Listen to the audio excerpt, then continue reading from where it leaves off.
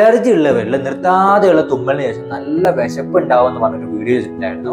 അതിനായ ഒരു കമന്റ് കണ്ടു. കാരണം ഡോക്ടർ, എനിക്ക് കാലങ്ങളായിട്ട് തുമ്മലിന് ശേഷം നല്ല വിശപ്പാണ്, ഞാൻ വിചാരിച്ചത് ഈ വിശപ്പ് എനിക്ക് മാത്രമേ ഉള്ളൂ എന്നാണ്. പക്ഷെ അലർജി ഉള്ളവരുടെ കോമൺ പ്രശ്നമാണ് ഈ വിശപ്പ് എന്നുള്ളത് എനിക്ക് ഇപ്പോഴാണ് മനസ്സിലാക്കാൻ പറ്റിയ ഒരു കമന്റ് കണ്ടു. പക്ഷെ വളരെ സന്തോഷം തോന്നിയ കമന്റ് കണ്ടിട്ട്. കാരണം നമ്മളിപ്പോൾ വീഡിയോസ് ചെയ്യുന്നതിന് കുറേ വിമർശനങ്ങൾ വരാറുണ്ട്.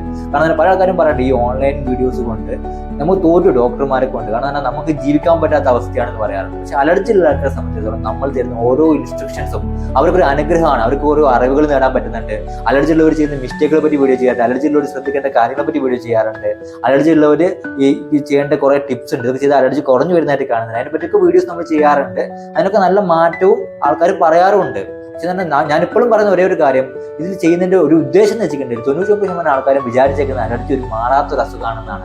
അതുകൊണ്ടാണ് നമ്മളിങ്ങനെ വീഡിയോസിലൂടെ തന്നെ അലർജിനെ പറ്റി കാര്യങ്ങളൊക്കെ പറഞ്ഞ് അലർജി കറക്റ്റ് ആക്കി എടുക്കാൻ ശ്രദ്ധിക്കുന്നത്. അപ്പം ഇപ്പോഴും ഞാൻ പറയുന്ന ഒരേ ഒരു കാര്യം, അലർജി ഒരിക്കലും മാറാത്തൊരു അസുഖം, അലർജി പൂർണ്ണമായിട്ട് മാറ്റാൻ പറ്റും. സോ കറക്റ്റ് നമ്മുടെ ഇൻസ്ട്രക്ഷൻസ് ഒക്കെ ഒന്ന് കറക്റ്റ് നോക്കിയും കണ്ടും ചെയ്താൽ അലർജി മാറ്റാൻ പറ്റും കേട്ടോ. Keep in touch. ബൈ.